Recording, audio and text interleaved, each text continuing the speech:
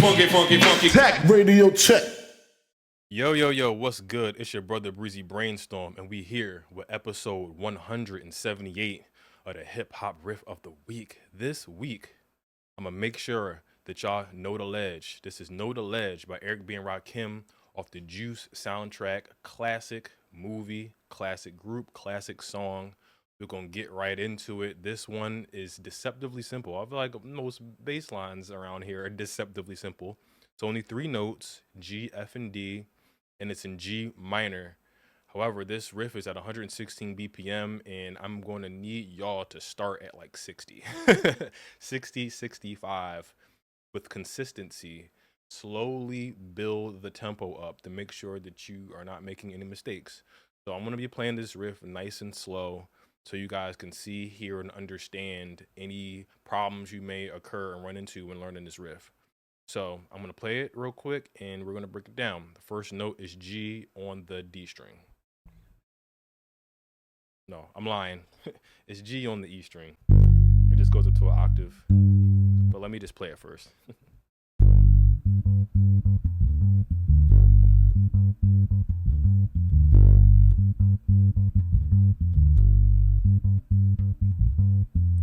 Whoa. I'm going to use this as an opportunity to explain the riff and the mistakes you may make, because there's 2 ways you can play it. So let's just hop right into it. So it starts on G on the E string, 3rd fret, and you're going to use your index finger for that. And then you're going to use your pinky finger to play the octave G on the D string. So we got low G, 3rd fret, octave G on the 5th fret of the D string. From there, index finger back a whole step to F, pinky to D, which is on the 5th fret of the A string. Now with your pinky, and once you hit that D with your pinky, you want to make sure you're in position to roll your pinky back down to the upper G. So what that would sound like in sequence is this.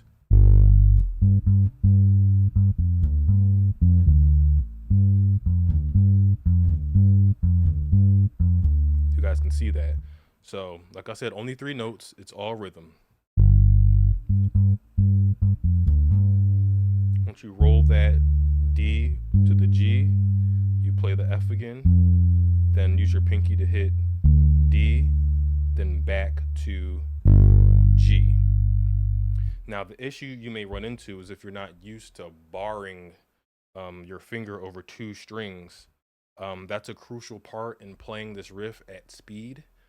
So it's crucial that you play this slow. And that mistake I made in the beginning is a result of wrapping your mind and fingers around the fact that you're going to need to use your pinky to bar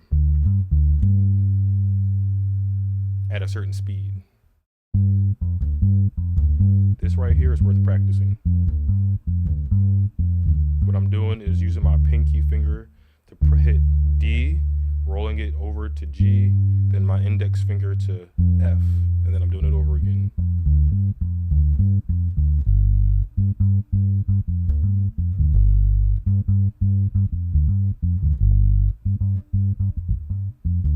Don't try to speed up. Don't try to go faster than you can go. There's no shame in that, because no one wants sloppy bass playing. This is the shed. This is where we practice. So that's essentially the riff, but I'm going to show you another way to play it if this interests you. So we got the G on the E string, 3rd fret, the octave G, 5th fret, D string, index finger on the F of the D string. Now, instead of using your pinky finger to play D on the A string, you can just play the open D, if that helps.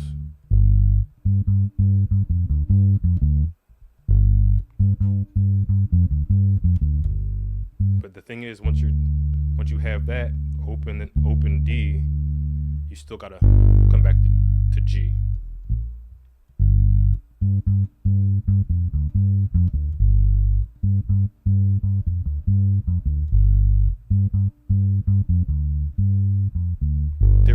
thinking. That's why I hesitated for a second.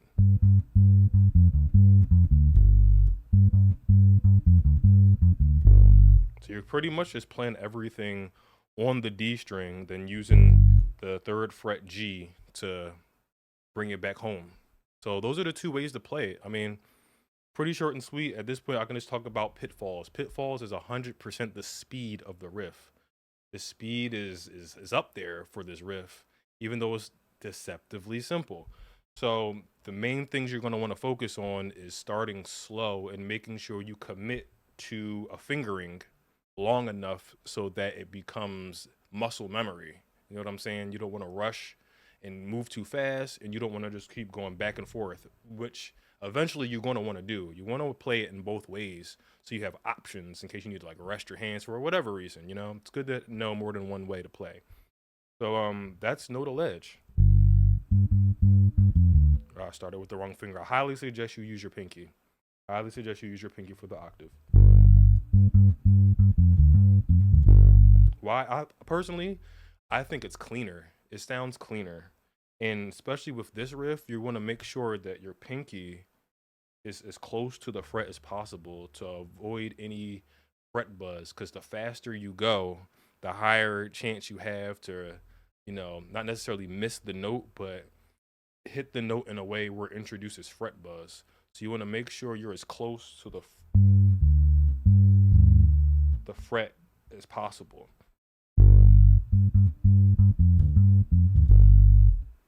And that's the riff. At this point, you start slow and go fast. It's your brother Breezy Brainstorm. You got to know the ledge. Don't jump over it. Just know it. Test the boundary. You understand what I'm saying? It's your brother Breezy Brainstorm. I'm going to catch you on the flip.